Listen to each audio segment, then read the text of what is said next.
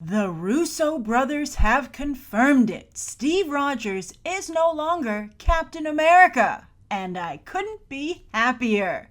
Yes, he ended Civil War a fugitive, and a fugitive he shall remain.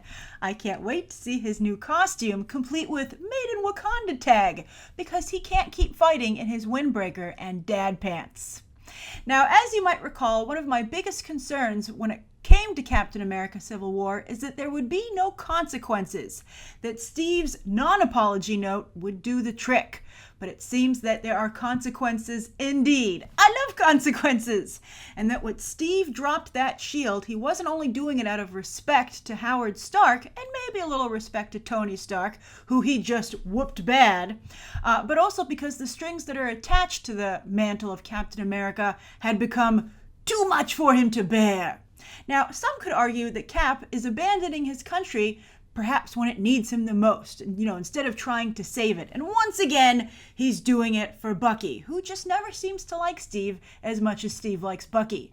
But I think most of those people who would say that would be Team Stark. But interestingly, speaking of teams, if you were Team Cap, are you now Team Steve, right? Are you going to continue with that? Because it is a very different team.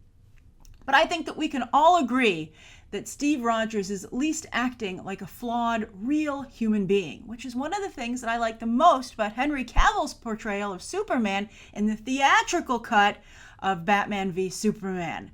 However, do you know who Steve Rogers really reminds me of? As I've said before, Scott Summers. Yes, clearly Kevin Feige is taking that amazing character story, that character arc that Grant Morrison started and that many other writers have run with, although never with the success that Grant Morrison did. But anyway, let's hope that Steve Rogers' dark turn doesn't run out of gas, but I have an idea of where it's going. But anyway, Kevin Feige's clearly said, I'm doing it with Steve Rogers, because not only do I not own the film rights to Scott Summers, aka Cyclops, but Fox isn't even doing anything with that amazing storyline, so I'm just not going to let it wither and die on the comic book vine. Now, speaking of comics, in the Civil War comics, Steve Rogers was immediately humbled at the end of the Civil War, to the point that it made him kind of second guess what he was doing, and it certainly made him spiral into depression. And then he was killed. So we never got to see where Civil War would have taken Steve Rogers. But here, now that he's still alive, Steve Rogers is obviously going to go the Scott Summers route and create his own utopia for metahumans, probably in Wakanda, which would mean also, though, as we've discussed before, that Wakanda would be seen as stockpiling weapons of mass destruction by the rest of the world, and I'm sure the rest of the world would have a problem with that, which I'm sure will be part of the storyline for the upcoming Black Panther movie. And speaking of the Black Panther movie, you can bet money that Steve Rogers is going to play a major part in that film. Why? Well, one, it gives the film familiar star power. Two, it gives it awesome action sequences, because so far they've said a lot about Black Panther being a political thriller, but you need the action in there. And Captain America Civil War, I think, has some of the best action sequences that we've seen in a comic book movie or any movie for quite some time. And a lot of those had to do with Steve. And then also we'll get to see, what kind of a incentive would it be to see the Black Panther movie, to see Steve Rogers in his spiffy new uniform, sporting some kind of new shield made by Wakanda. Remember, of course, it's made out of vibranium, which comes from Wakanda, and other toys that Wakanda's science and military divisions might provide for him. And then, of course, Steve ain't leaving Bucky's side, and Bucky is flash frozen stored in the freezer in Wakanda. And I would also bet very heavily that Wakanda will cure Bucky, because how long are you going to put the Winter Soldier on ice, right? He also provides amazing action sequences. My favorite action sequence in Captain America Civil War might be the Bucky chase with the motorcycle, which, what do you know, had Steve Rogers and Black Panther. Let's recreate that for a whole movie, shall we? I'm on board. And so I think that Bucky will either be cured for the third act or in the end credit sequence if they really want to draw things out.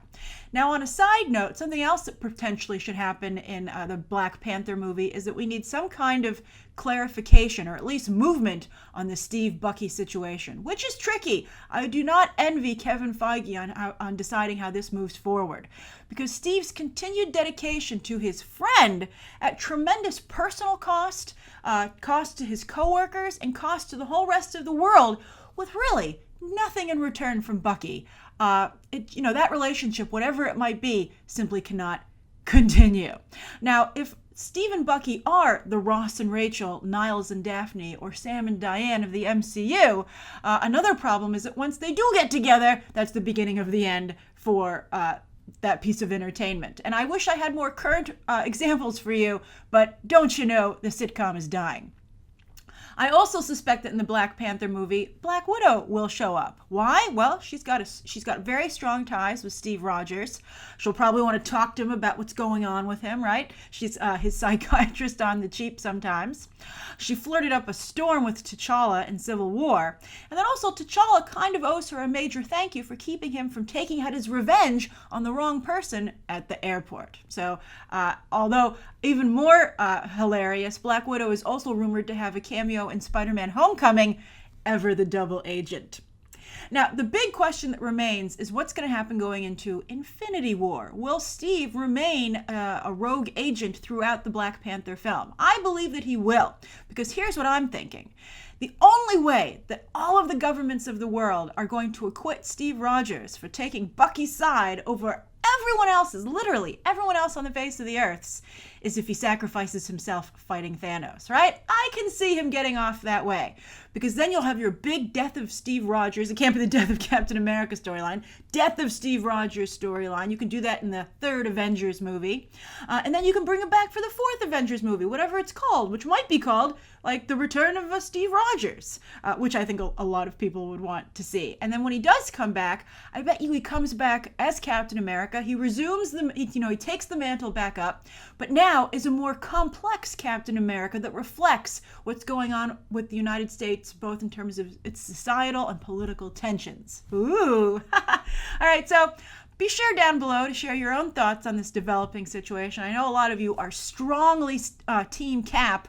Again, are you now Team Steve?